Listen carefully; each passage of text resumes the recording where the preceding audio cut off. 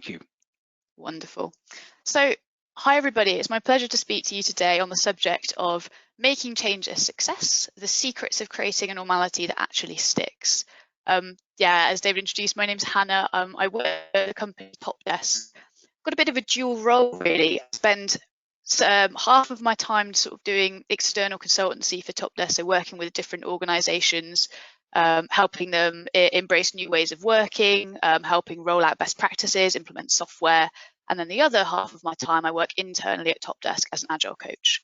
We transitioned to be an agile company about just over a year ago now. So I've been helping within my role as a coach to kind of push that transition through and really make sure that it does stick. So both of my sort of roles really, they're all about change. They're all about embracing the uncertainty and the opportunity for a new way of doing things and trying to find that better way of working. And that's what I want to speak to you about today. Some of the experiences and observations that I've made about change, especially in the area of sustaining it and making it stick, so that you do get to the point where it isn't a change anymore. It just is a normal way of working, and you have those thoughts and you look back, I can't believe that we used to work like that in the past, and that's the kind of thing that we want to bring success with our changes. But first, let's take a little step away from organisational change for a moment. I have a question for you guys as the audience to think about. I'd like you to think about a change that maybe you've wanted to make, but one for yourself personally. It could have been a change to do with your working habits. Maybe you're working on saying no to things more or saying yes to things more, prioritizing your time better, being more decisive, those sorts of things. It could also be a change more in your personal life, like maybe trying to exercise more or less if you exercise too much, eating healthier, getting a grip on your finances, all those sorts of things. We're usually always looking to change and improve ourselves as well. And I'd like you to think of an example of a change that you made where it didn't quite stick, where you ended up kind of falling back into the old habits and the old ways of working. And keep that example in the back of your mind, because we're going to come back to it a little bit later. Now, when it comes to change, whether it is at a personal level or a team level or an organizational level as well, there are a few stages or phases in common. And these are described really nicely in the ADKAR model for change. And we use this internally at Topdesk and with other organizations. And it's nice because it breaks those stages down really distinctly. They're in time order. You can see them on the screen now. We've got awareness, so that kind of being aware that you need to change, desire, that you actually want to change, knowledge and ability. They're quite closely linked to knowledge and ability, but it's important to know that you can obviously have the knowledge of how to change, but not actually have the skills or be able to do the behaviours to get you there. That's the ability. And the last one is reinforcement. And the observation that I've made when with these stages is that what we tend to do when it comes to where we spend our time, where we spend our energy and our resources, there's a kind of a pattern that forms, and it tends to look a little bit like this. We'll want to put a lot of energy into those first 4 stages of the change. Actually, I've kind of put it on the screen here as if it's almost all equal for the first 4 stages. Actually, I think a lot of the time we put more effort into the knowledge and the ability stages. Because that's kind of where you think of training, which is a really cool, I want to roll out a change, a new way of working, let's do some training so everybody knows we're on board. That can be like a thing that we focus on. But what happens sometimes is that the little old reinforcement stage at the end can often be forgotten about and not always given the value that it deserves. And for me, it's the most important stage of a change. Let me explain why. Think back to those personal changes that we were thinking about before, ones where we tried to do a new thing but maybe it didn't quite stick as we wanted to. I would argue that a lot of the reasons why personal changes sometimes don't stick are down to that reinforcement stage. And look at your own example as well and see if you had to pinpoint it to one of those moments in the ADKAR model. Was it that I didn't have the knowledge of how? Was it the ability? Usually it's the reinforcement stage. I've got a recent example of this. One change that I was trying to make personally, but for myself really, was I wanted to spend less time on screens. And I don't know if you guys have found this as well, but because obviously we're working from home now, looking at a screen constantly during work, but I'm also got into this terrible habit of using my phone to have a little scroll through when I wake up in the morning, just before I go to bed. I was always scrolling on my phone, and with the combination of working from home as well, I was starting to get like my eyes were aching a little bit, and maybe some of you can relate to that as well. So I was like, right, need to change this. The awareness and desire was definitely there. Knowledge of how to do it was there. I even helped myself out on the ability a little bit. I downloaded this app that will it'll go on your phone. It'll tell you how long you've spent on it and when you should stop looking at your phone and give you a little alarm or a warning. But what I struggled was the reinforcement. I kept falling back into the old habits, and these thought processes kept happening, which were like, you've had a great week, you've really not been scrolling your phone much, taking lots of screen breaks, why don't you just treat yourself through the news or whatever app you want to look at? And then before you know it, bam, back into the old ways of working. Really struggled because the change was not reinforced, it didn't stick. Now, another interesting case study, which is actually the reverse of this. What happens if instead of spending the majority of your time and effort on the first 4 phases, you actually fast track those and spend the majority of your time and effort on the reinforcement stage, the last stage? Well, that reverse is actually something that, without realizing it, we've all done, or rather, we've all lived through, and that is the pandemic.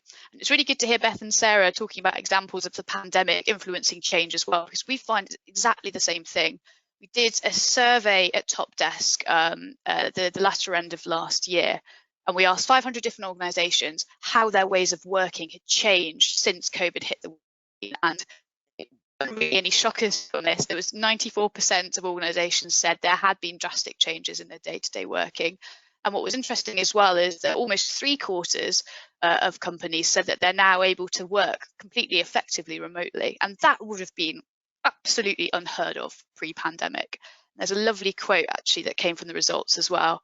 And a gentleman from a council who one of the head of IT said, digital transformation has actually been accelerated 5 years quicker than it should have done. It's quite a bold statement, but we can't deny it. There are certain changes that we've seen in the past year that have been massively accelerated by the pandemic. And what's clear to me from these figures is that we'll never go back to how things were before exactly. Many of these changes, they're here to stay in one form or another.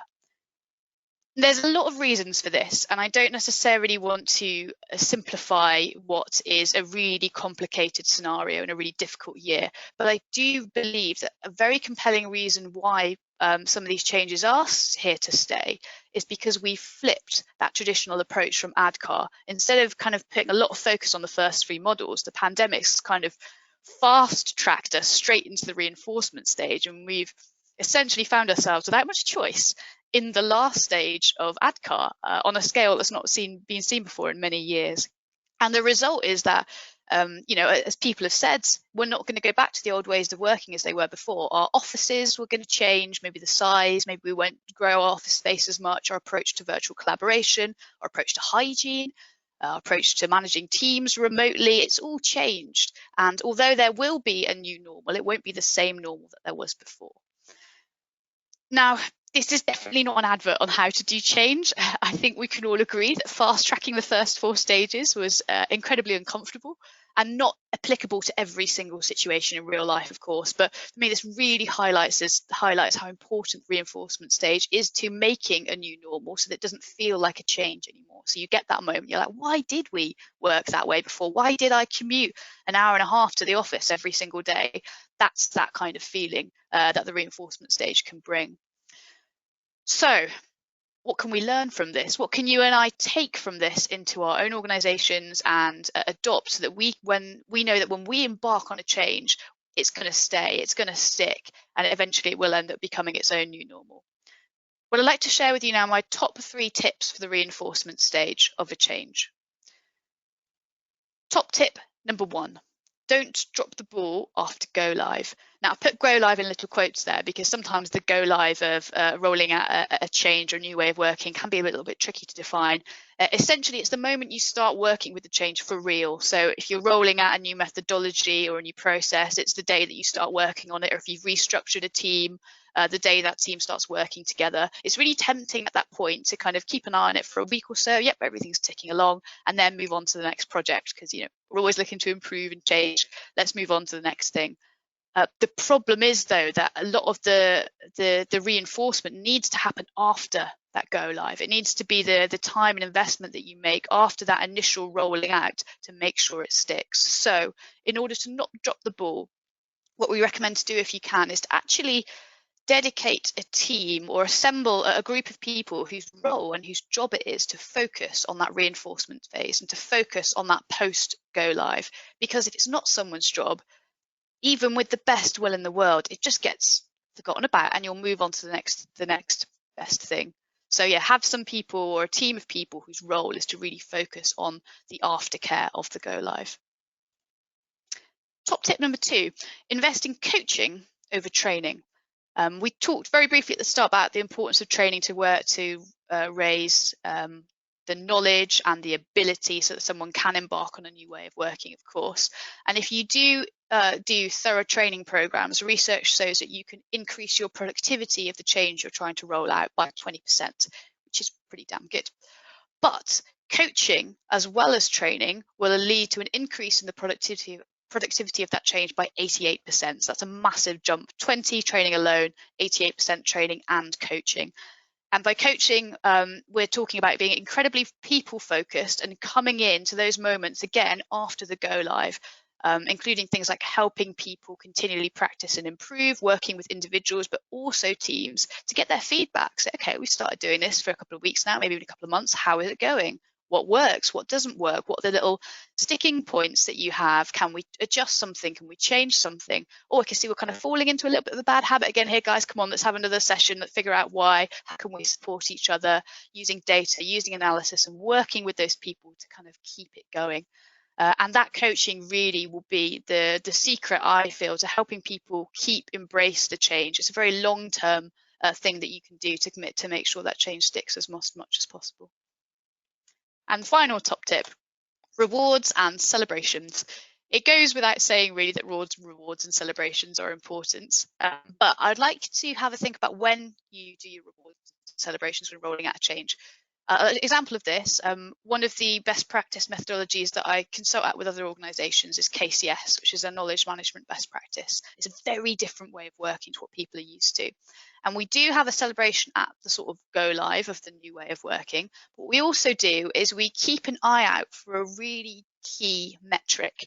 And this metric is the moment where the number of knowledge articles being reused surpasses the number of knowledge articles being created. And that typically happens about a month or a couple of months after they've started using this new methodology.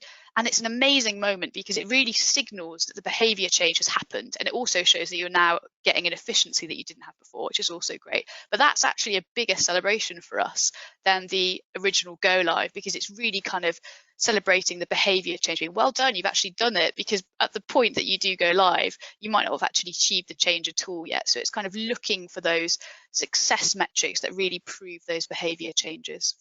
So bear those in mind. What are the success metrics of your own project, and are you transparent about them? Will you celebrate them? Will you communicate them out and reward people for getting there?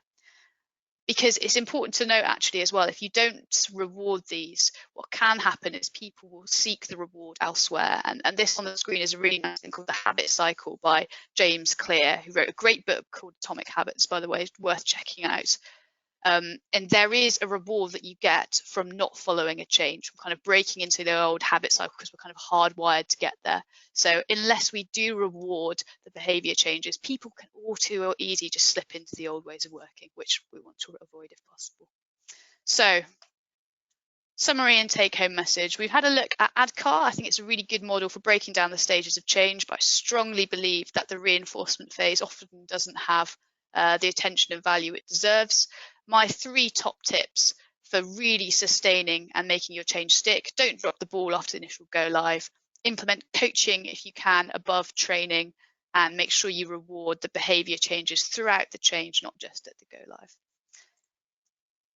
Thank you very much for listening, everybody. Do feel free to reach out, of course, if you want to talk about this further. I've put a link to that survey data if you're interested in that as well on the screen. But yeah, thank you very much. That's great. Thank you, Hannah. That's really some interesting stuff again. Thank you for that. Certainly the ADKAR model, I think that's it's great to see some kind of structure around developing, you know, an outcome of that. Really cool, that, I think. And certainly, as you mentioned about the necessity of change that we've been through recently. And if you look at necessity is the mother of invention, it's a very old saying, isn't it? You know, we didn't have that many options. And I think, personally, I think the more options you've got, the potentially the less successful a change could be, because people will look for these. I've got this theory that humans are really lazy. If we weren't lazy, we wouldn't have invented the wheel. No way. I really believe inherently with that lazy, right? I know it sounds quite negative, but if you think of the positive aspect of trying to find things to make things easier, that's actually how we've got here, which is really interesting. So I like that as well. I certainly, you know, obviously the skills around coaching too, and the KCS inflection point. That's really interesting. Is there anything? We've got a few minutes. We've not got any questions that have come through. Do you just want to go through that again? Because I think that's a very clever way of sort of establishing the success of something like that change-wise. Do you just want to cover off maybe an example where that happened when you've been working with an organization, and what happened to the people there? There was this, I don't know, did the veil lift? Were people actually, did it change them culturally? Yeah, because that's a difficult thing to do. Does that make sense? It does make sense. Interesting to use the word culture there, is that was one of the things that we were trying to do by being transparent with that success metric. It's very easy to kind of keep those metrics to yourself as a part of the project team that's rolling out this new way of working, but actually by kind of putting those metrics out there and making people aware that we were tracking those sorts of things from the start and looking for this kind of milestone that was really important and really cool. They were also tracking it as well. They were also like, oh, look, we're getting there. Well, probably next week we will have kind of reached that efficiency point. And it really kind of achieved the buy-in of the team as well to kind of get behind this new way of working. And because I must admit as well, to that point, what we were asking the teams to do was more work than they had done before. It was like an investment of time to get something out of it in the long run. So that metric was key as well, to be like, oh, your hard work is worth it. You know, it isn't easy to work in this new way, but we've reached this point. You're going to start seeing an efficiency gain here.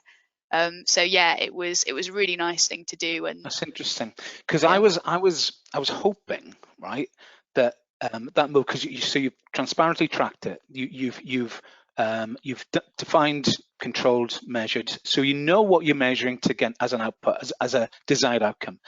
I was hoping, and correct me if I'm wrong, right? It may have been more like that movement was organic. That actually was almost an organic thing, rather than the individuals looking to achieve a target. What was the balance between the two like? You have hit the nail on the head there, because something that we avoid with that sort of metric that we're looking at is not to track it individually. What we didn't want to have was a kind of target-based system of, you know, like a leaderboard where the person who was making or reusing the most knowledge, whatever it was like, yes, I'm on top, and they end up making terrible knowledge articles, if I'm honest, because they're just kind of going for that target. So it was a team effort, and rather than no one was tracking individual ratings at all. It was more like, this is the kind of moment we're looking to get that efficiency gain. People who were either excelling or struggling, that's where the individual coaching came in.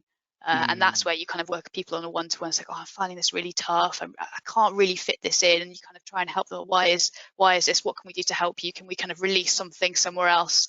That was more effective to kind of get that happen organically, because then that did feed into the overall team metric going up. Good, excellent. Well, that's lovely. Thank you very much indeed for that. And I'll certainly be looking at that ADKAR model after this to see what can be pulled out of that from a value perspective too. So thank you for sharing that. Really great. Okay, so then we're just about to